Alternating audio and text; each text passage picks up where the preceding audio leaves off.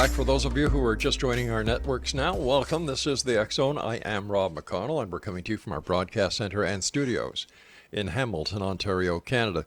If you'd like to send me an email, it's very simple, xzone at xzoneradiotv.com, on all social media sites, X Zone Radio TV. And for the broadcast schedule of the X Zone Broadcast Network, www.xzbn.net. And for the X Zone TV channel on SimulTV, www.simultv.com. My guest this hour is Sasha Klanott, and she is a paranormal investigator and researcher with 20 years of experience specializing in extreme cases commonly known as a demonologist or spiritual warrior. She is a clairvoyant and medium, author of Liability of a Paranormal Team, which is part of the Paranormal Doors series.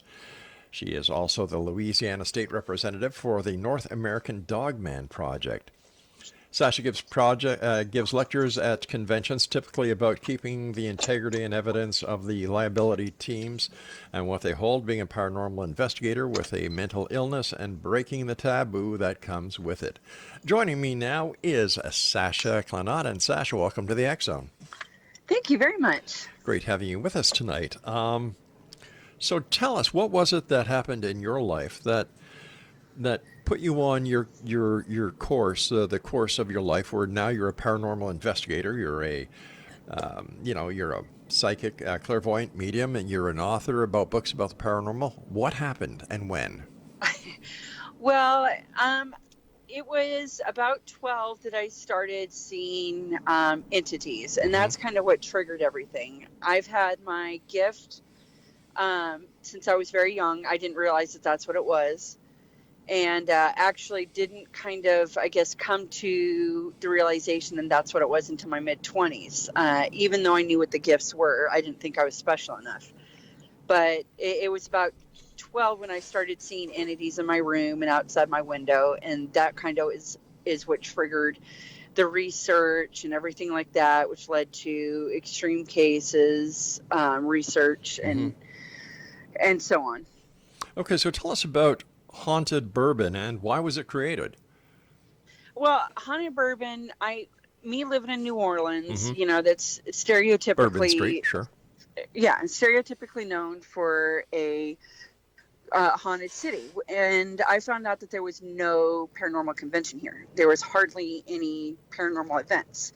Now, there's ghost tours left and right, but not actual ghost hunts. And so I noticed a need for it locally, as well as the paranormal field wasn't having as much fun at conventions as I always liked. It wasn't a lot of camaraderie. It was more about competition. And there was a lot of lack of education at the conventions. And so I wanted to do what I could and to try and establish it, make a place to where, you didn't have to line up and kiss people's butts to become a speaker, that if you could show me that you had valid intellect on a specific topic and it was an educational topic, then I would do what I could to put you on the list of speakers. Tell me, in your experience, based on everything that you do, why is there so much competition within the ghost hunting or the ghost paranormal genre? Ego. I mean, that's the easiest word to put it. Everybody's so terrified because there's a team in town and they ghost hunt. It means that you'll never be successful because they're in town, and that if they investigate a similar location or the same location, then again, you're being run out of town, and that they are big bad people. And we have not matured as a field enough to get past that ego and our drive to become famous. But when you look at places like the Waverly Sanatorium, investigators and researchers from all over the world go there, and yet there's plenty to do, plenty to see. So I don't understand that mentality. Yeah. No, I don't. From a logical standpoint, I don't understand it either. I just, because I have my moments too, where I get a little possessive, but for the most part, it's all emotional, and it's all based around the ego about being afraid that somebody's going to overtake. I have seen people fight over Waverly. They're doing the same event at Waverly, and they're doing it at this price. They're trying to screw us over, and it's it's a continual thing. I mean, logically, I don't understand it, but it's there, and it's all centered around a need to be famous. They're all hoping for that 15 minutes of fame on a TV show that doesn't pay them anything? Exactly. Oh, okay. Makes perfect sense to me, And doesn't it? right. So, and they sit there and scream at ghosts because they mess with your hair gel. Yeah, what is that with people yelling at ghosts these days? It's, well, basically, where my assumption, and this is my personal opinion, that derived, well, one, from a TV show, became popular from a TV show. Most of us know which one that came from.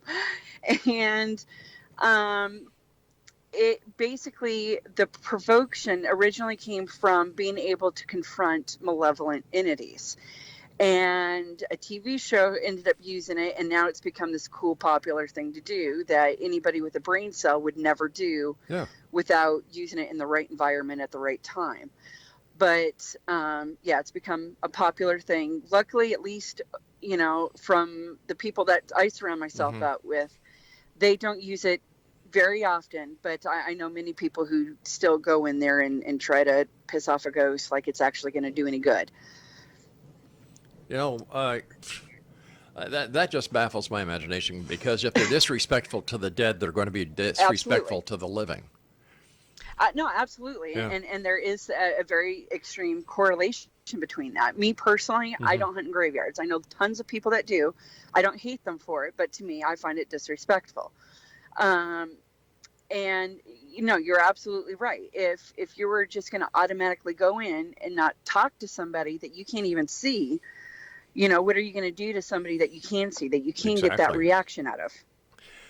I've watched examples of these yahoos yelling at spirits, and to me, I find it like, that takes any credibility away that they may have had to start with. Absolutely. And like I said, it was originally meant to be able to stand up to malevolent entities when it's needed, whether you're religious or not, the exorcisms, that's what they do. Now, they do that on a completely different level. It's just manipulated and twisted and everything into what we see now on TV and in paranormal groups. And just as you said, the way that they do it now is absolutely disrespectful, and there is no reason for it. Some consider it dangerous, and some, just as you said, completely devalues us as a field. Yeah. In your opinion, where's the most haunted place in New Orleans? Oh, goodness. I think all you have to do is step outside. Okay. I would probably say Jackson Square. That would be my personal opinion. I'm sure others would disagree. There's a lot of popular places here, but that would probably be my go-to place, because that is where the hanging, the public executions used to take place. And that is also where a lot of fighting was when the War of 1812 was. And then also you've got the church there. And so there's a whole mix of emotions there from a whole different aspect. What's your most let me rephrase this. What's your most favorite paranormal topic, and why?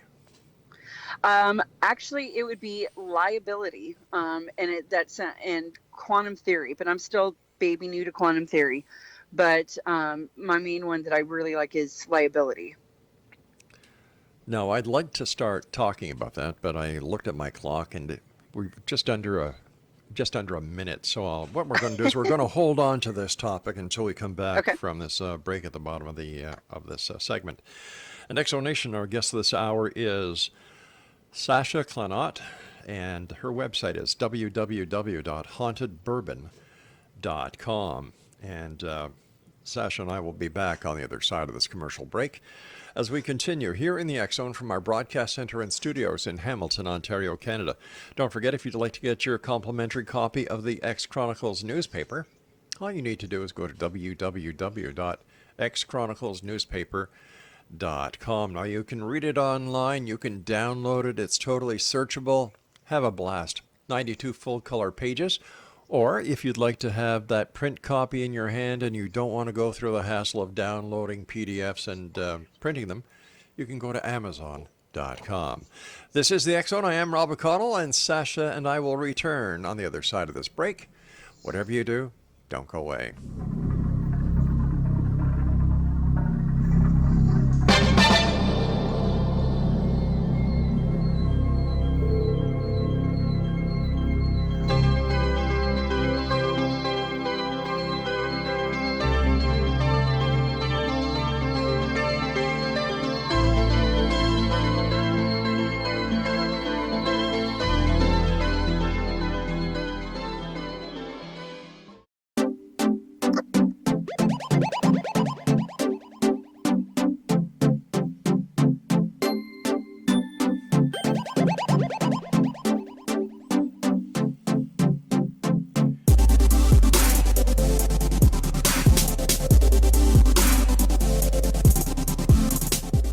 Welcome back, one and all. Sasha Klanott is our special guest this hour, www.hauntedbourbon.com. All right, before we went to the break, I asked you what your favorite topic was, and you said liability. Tell me about that.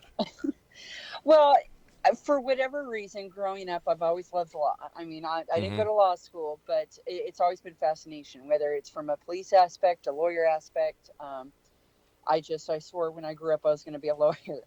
And as I got to know, or more involved in the paranormal field, I've noticed that there was a lot of liability issues that were lacking. People weren't being careful. People didn't have contracts. They were getting screwed over left and right. There wasn't a definition of who owned what evidence. And it just was a big mess. And so I used that to help educate people, and it just ended up becoming a topic that I was extremely passionate about. What legal liabilities would a paranormal investigator have, and why would they need to have contracts? It actually, there's a whole slew of them. There's a general contract for team members, because you have to establish early on what the requirements are, what you expect of your team member, what your team member can expect of you, such as, I'm going to expect you to participate in so many investigations a month or a year or whatever. If you join the team, this is who owns the evidence and under what circumstances. On my team, it's if you bring in your equipment, your own personal equipment, where we have shared evidence. But if you use just equipment team, then it's ours and you don't get to use it. There's also, liability, safety liability, such as, who gets sued if somebody gets hurt. And that's just a team contract, and that's just everything I can come up off the top of my head. When you have, when you own an event like mine, each person joining the event, especially at ghost hunts, such as places like Waverly or Old South Pittsburgh, etc., you have to have a waiver signed because people can get hurt. And then you've also got your talent speakers. If you host a convention like mine, you've got to make sure that the talent knows what to expect, if they're getting paid, how much, who owns money and when, etc. The list can go on. Just to join my team, without the waiver, it's 4 pages. Which to most people would be a lot, but I keep coming up with things that need to be covered in that contract. It sounds like this paranormal hobby is turning into a paranormal business. It is. And what a lot of people don't realize is that even hobbies, like when you join a sports team, just a casual sports team, there are certain requirements. You still have certain expectations, and people can still get sued, especially with sports.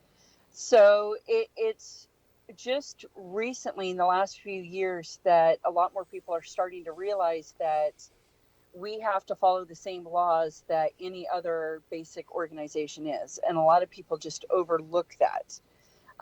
Granted, I'm a little bit more thorough than the average person. If you were to join a sports team, you're going to sign, maybe like a code of conduct, maybe a short piece of paper about what's expected, and then a waiver saying that you're not going to sue them if you break a leg.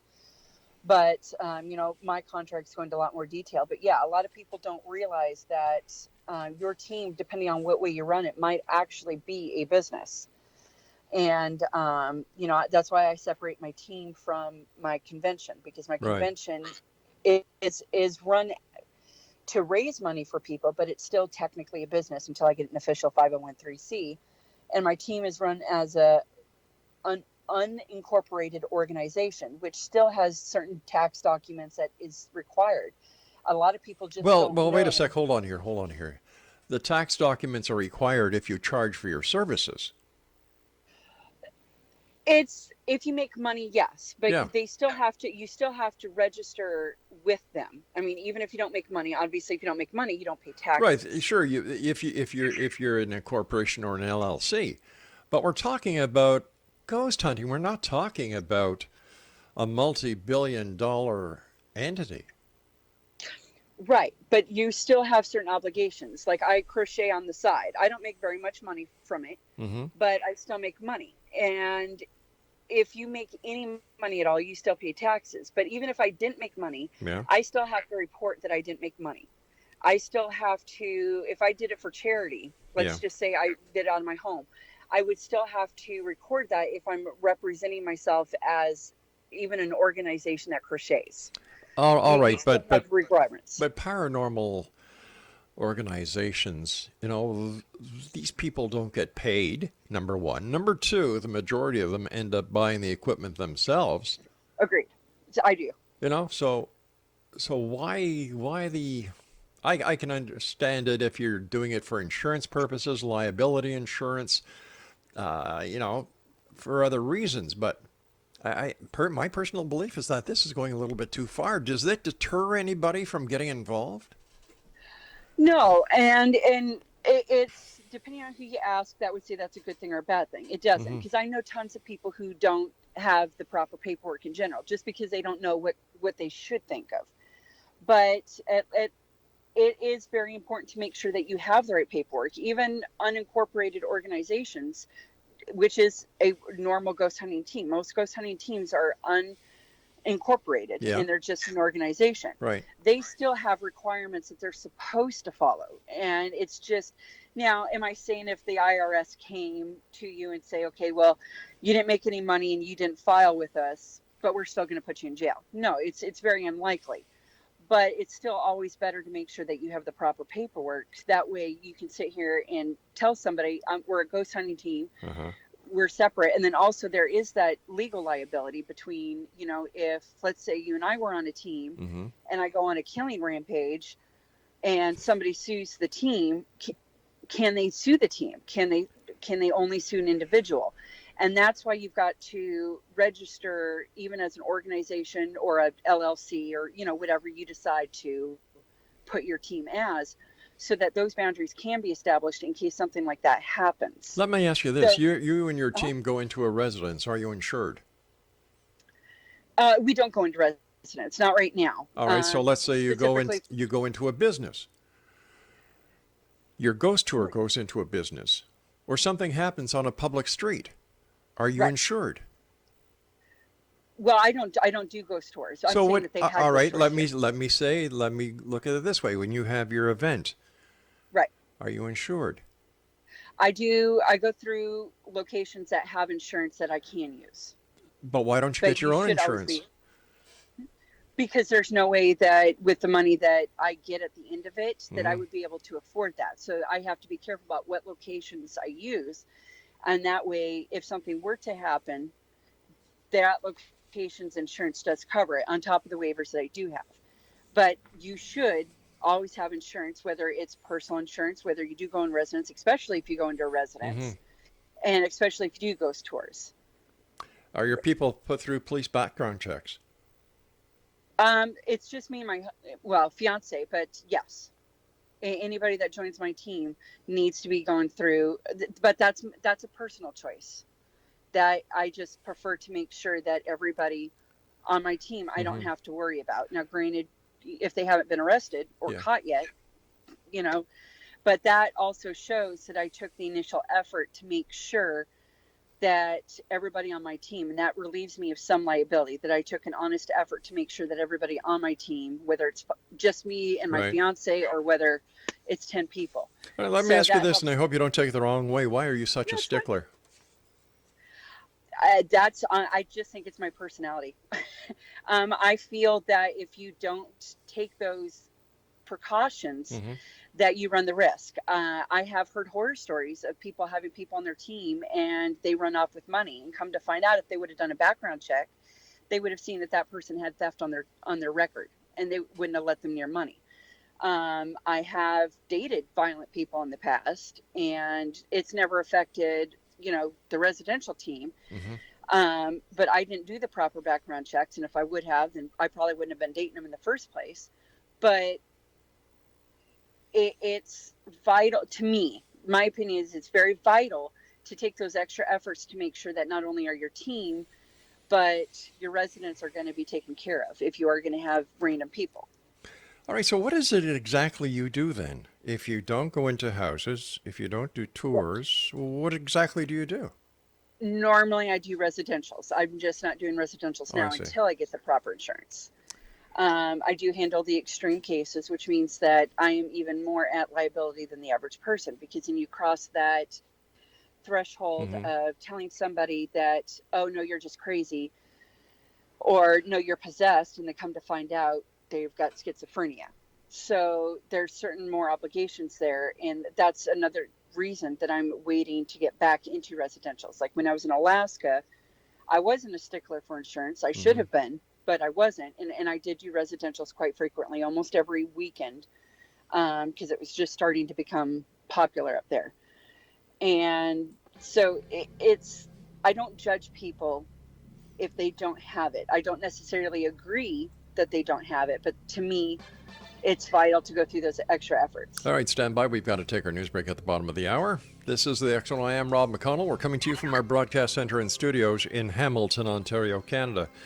Our guest this hour is Sasha Klanott, and her website is hauntedbourbon.com. And we'll both be back on the other side of this break as we continue talking about the paranormal, parapsychology, and what makes this business tick.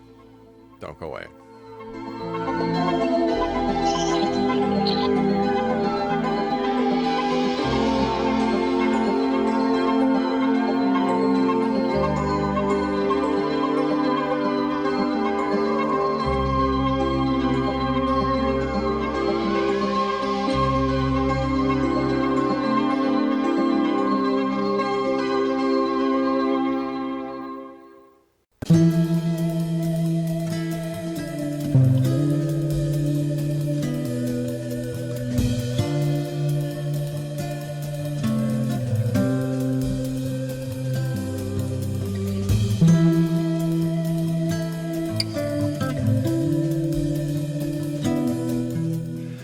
Welcome back, everyone. This is the Excellent. I am Rob McConnell. We're coming to you from our broadcast center in Hamilton, Ontario, Canada, on the Excellent Broadcast Network, Talkstar Radio Network, Mutual Broadcast Network, iHeartRadio, as well as Simul Radio and Simul TV. Our guest this hour is Sasha Klanott. Her website is hauntedbourbon.com. Tell me about your experience as a demonologist or spiritual warrior. Well, I mean, it's stereotypical. I mean, we've had people come in. I've had to sort out between claims of, being possessed Mm-hmm. and, having an entity in there, and having to sort out which ones are true, which ones are not. Right. I mean, I haven't had anybody crawl on the ceiling, but I've had washing machines move out from the wall. I have had things move, which obviously does not declare it necessarily a demon or inhuman. Mm-hmm. But I have had cases where I've heard growls out loud. People come out on my team with bruises and such. So, I mean, I can't really say that I'm any more different than any other extreme case demonologist, whatever you want to call it. Where did you get your training to become a demonologist? There is no formal training. I wish there was, but it's such a gray area. But I started studying it when I was very young, and I just kind of, through experiences, people started helping me out. More Mm-hmm. experienced and more, I guess, seasoned investigators would help guide me and stuff like that. And then I started noticing that, I don't want to say a big majority of my cases, because later on, it became smaller, fewer percentages, but it became a big enough percentage to where I wanted to start focusing on it. And I started noticing that I had an ability to do the research that I felt was required to perform the abilities. I don't pull out holy water or anything like that. So I don't think a 1999 certificate certifies you as a demonologist either. I agree. I agree. So when you go to a residence or a location where there's an alleged demonic Right. situation, how do you quantify if it's demonic or if it's in fact something other than that? Well, the first thing I do is I try to see with the mental stability of the client. If I have any Hmm. concerns, I say, I'm going to need you to get an evaluation Well, wait a sec, because wait a sec, wait a sec. You're not Mhm. a doctor. You're not a trained professional health that's person. that's what I was saying was that because because I say I have these concerns Uh because they huh. might be jittery. That's why I say you need to go get an examination. That's Why wouldn't exactly you it. just say, "I'm sorry, we're not going to do anything"? Because when What do you you mean? say go get an examination, you're already making an assumption, and the person can interpret it as you saying that they may have issues. Well, I put it a little bit more delicately than that, but I have them go through a whole battery. It's not like I just sit there and go in like a Hmm. lot of people and say, "Oh, you're demon possessed or you're not." Okay. I sit there. They have to go get a medical evaluation, which really upsets me. It's very unpopular, at least here, um, to have them go through a battery of tests. But I have them go to the doctor. If the doctor says, okay, well, these medicines are not counteracting, they're not creating hallucinations, they need to go Hmm. get a psychological evaluation, especially if I pick up that there might be something there. Now, if Right. they sit there, a lot of the red flags I look at in the first initial interview is if Hmm. they might be doing some attention seeking behavior, because if that's a very huge possibility, I kind of distance myself a little bit until I start seeing things. It doesn't mean I completely shut them out, but Gotcha. I'm not going to necessarily waste my time or the team's time with somebody that might just be attention seeking. If for some reason the psychiatrist and the doctor both say that they are valid, or not valid, but that, one says that they're sane, the other two says that yes, they don't have any medical issues, be it heart conditions or medication, Hmm. then I will sit there and I will go through an investigation, see if I catch anything. And I do that more than once. I don't approve of these people going in and saying a place is haunted or not haunted Right. within one time, unless stuff starts flying off the shelves and you're right there and you can tell that nobody's throwing anything. Then that's a good assumption. Um, so I'll go in there multiple times, and I also interview the client multiple times to see if there's any story changes, to see if there's any kind of clues. I also look to see if there's a possible cause. If there doesn't seem to be a cause, it could just be a really ticked off entity that is moving stuff around, and it because they are unaware of what the symptoms are, they assume that it's demonic and it's just a ghost moving stuff or making noises. So if there seems to be a cause, then I'll keep pursuing. I check the background of the house to see if there might be anything attached, any kind of deaths or murders or anything there. Right. The best I can. Obviously, once you get to a certain year of a house, Hmm. there isn't a whole lot. Oftentimes, the police aren't very much help, and trying to explain to them that you're trying to get a case file is not easy. I also sit there and try to make sure that there's not bad wiring. Now that gets into a gray area because again, I'm not an electrician. So I Right. try to use the best of my ability to do that. I encourage them to get somebody in here, especially if the K2 meter goes off, because again, I don't think it's a magic tool. I don't think it's a cure all.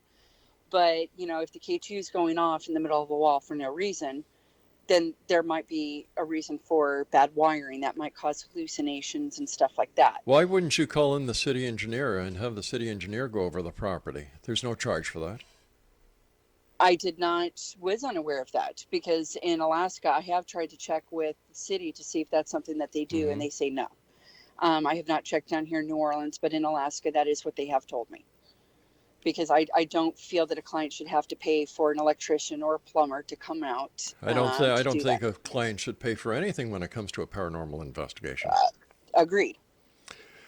Yeah, because nobody knows what the actual cause is, and without validation Absolutely. from an engineer, a city engineer, or even an electrician, somebody with heating and air conditioning experience, you're basically shooting at the dark. But tell me, what are Correct. some of the demons that you've dealt with? Like, what do you mean? Like by name? Well, no, Or like, do you mean just, well, that's where I kind of fall into the unpopular category. I don't know. That's why I use extreme case specialists. I am a pagan. I don't necessarily believe that there's this big, huge entity that goes out and tries possessing people. I try to go in there and see if there's any kind of inhuman entity. And if it's a case that, does look like it's a demon, I might move it on to a Christian person, especially if the client is Christian. Now, I have had EVPs that come back, Azazel, which is a demon. Now, that's only happened a couple times. Like I said, yeah. I cannot verify that is Azazel. I have my hesitation to say that, there is angels and demons and that this demon wants to take your soul and eat it or whatever. I lean a lot more towards there being an inhuman entity from somewhere else that is trying to just, whether it's harass us or whatnot. I personally do not believe that entities are really trying to possess us. Then what do these demons want, or these negative entities want? That is kind of unknown because, unfortunately, there, just like you said, there isn't a formal cause to any kind of these anomalies. Right. 2, we don't have a stream of EVPs unless you're real lucky or you've got, some kind of audio device that sits there and creates words for you. But most investigators, even in demonic cases, don't sit there and have, I want your soul. So it's very hard to sit there and say that. I've never had any entity, whether it's a ghost or a possible demon, which is why I don't like, when I say demonologist, I use it as an umbrella term, but that's why I prefer extreme case specialist.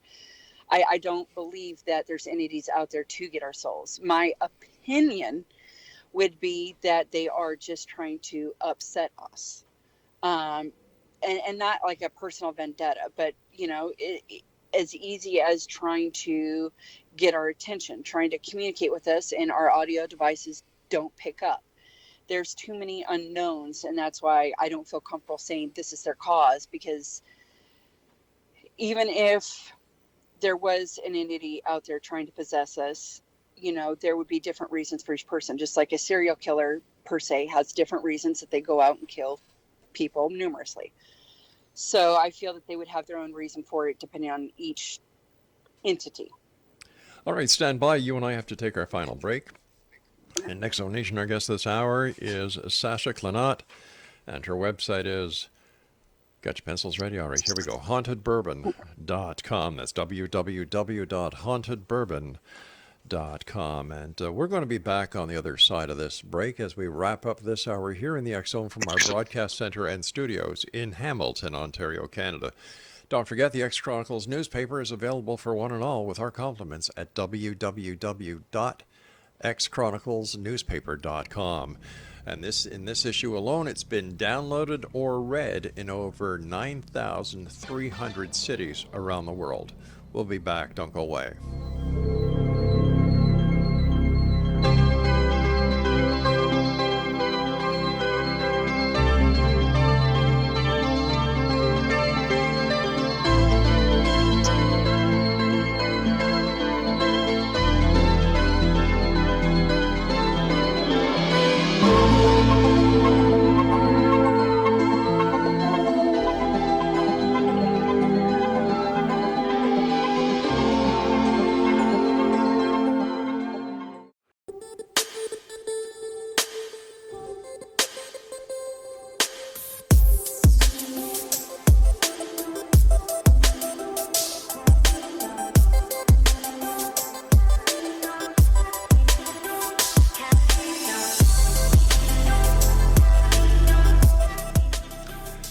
right, Exonation, Sasha Klanott is our guest.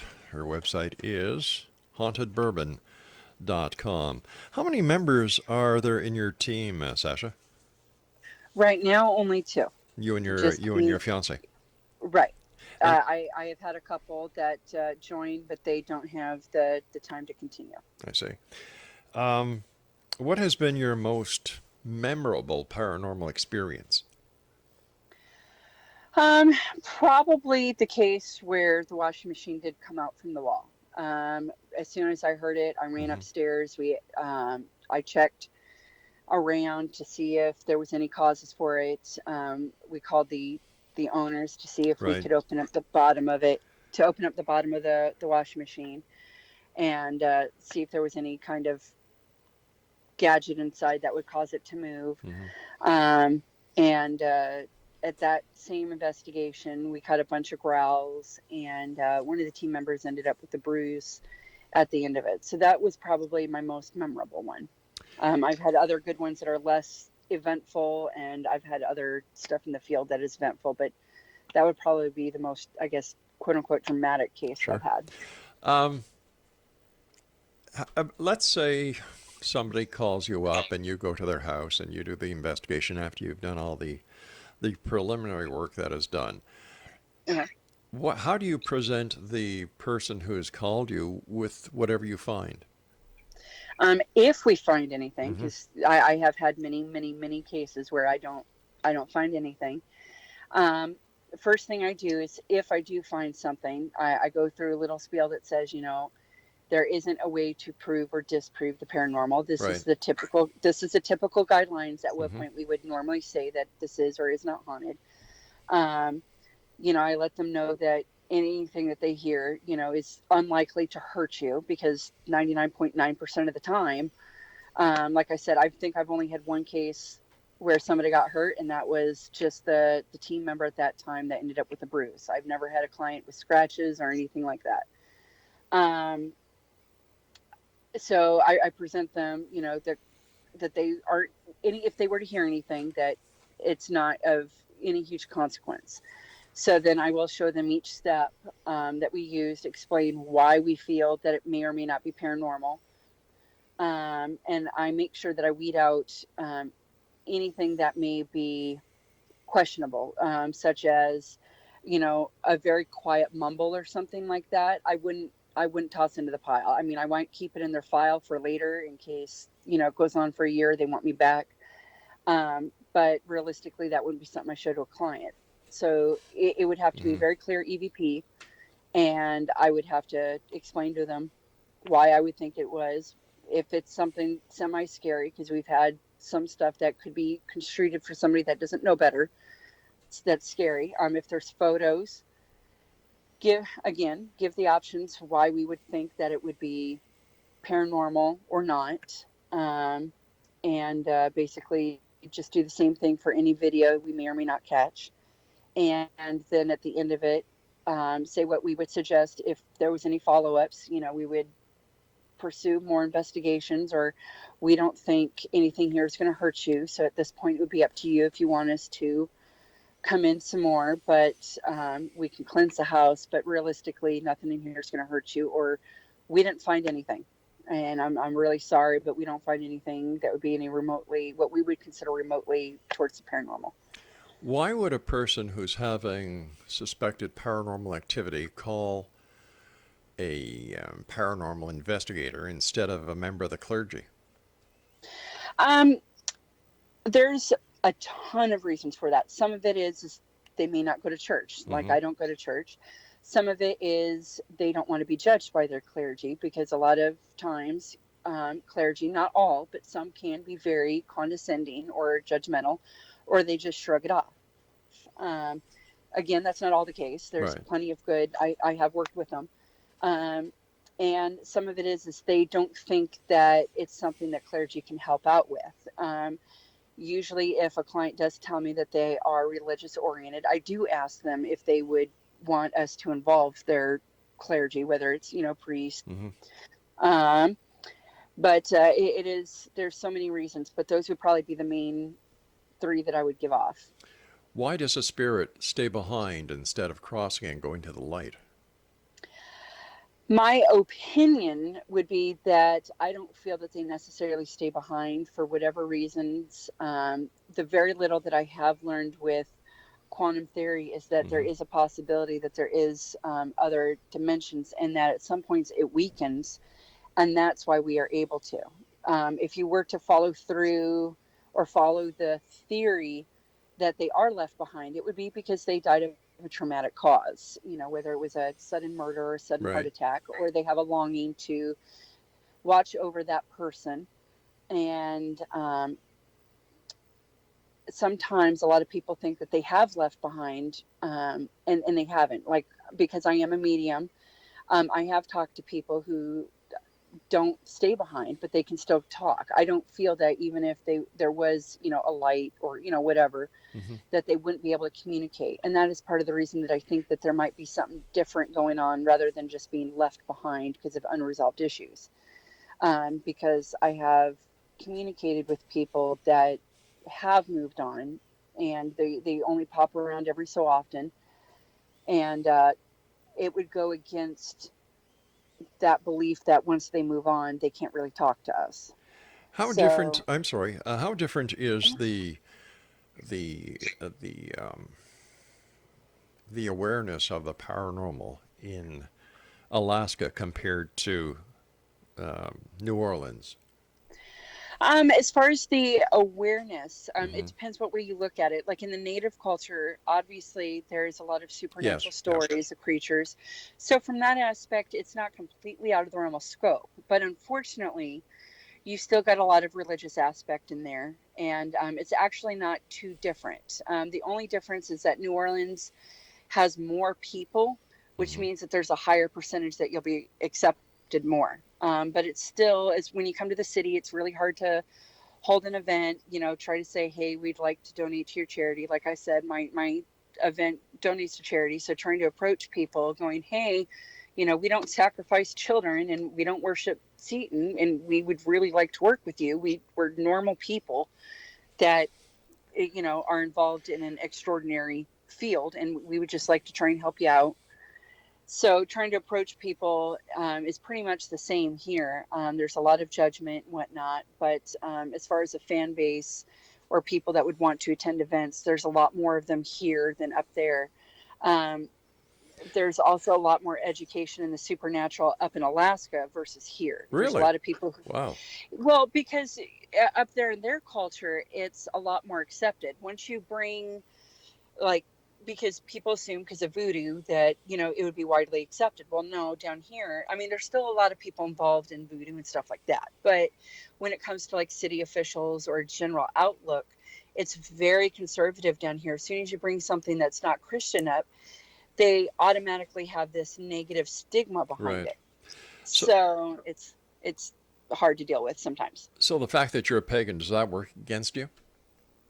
Down here, yes, it does.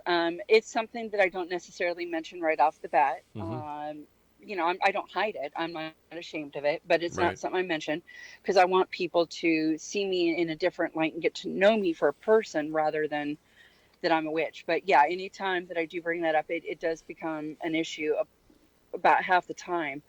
In Alaska, they're actually more accepting of that, which is really odd. They can accept that I'm pagan, but the supernatural they get judgmental about. But down here, it's just no to anything that's not Christian. So I have to make sure that I find the appropriate time to bring it up, if it even comes up, Right. and try to go from there. But yeah, there is a lot of judgment. I do have a pentacle tattoo on my forearm, so if I go to a business meeting, I wear a long sleeve shirt, but I do have comments made, good and bad, about my tattoo. When I would ride a bus, or if we're at a restaurant or something like that, people will make comments. Wow. It's not very nice, is it? Yeah, but I understand. A lot of it is a lack of education. Once I explain that, again, I don't worship the devil or I Hmm. sacrifice babies, they tend to open up. And once they start asking questions, I notice that, they realize that I'm not a bad person, and that you just see things a little differently. Well, let's face it, the witches and Wicca have received a bum rap throughout history. Yes. Oh, Yeah, absolutely. yeah, And I'm not. yeah. Yeah, and that's another one that, explaining the difference between Hmm. Wiccan and witchcraft and Druid and stuff like that. But I've been associated with Druids who in the past have been associated with human sacrifice, and I've had to go, no, no. But yeah, there's a lot of stigma, and breaking that is a big thing that I like to work on with the event as well. Well, I wish you continued success. Unfortunately, we've run out of time for today, but we'd Oh, love to that's have you back on because it was certainly entertaining, it was enlightening, and it was educational. Thank you. And once again, if you'd like to get more information about our guest this hour, XO Nation, Sarah Klanott, her website is hauntedbourbon.com. Now, I'll be back on the other side of this commercial break with the news as we continue here in the X Zone from our broadcast center and studios in Hamilton, Ontario, Canada. My name is Rob McConnell. Don't go away.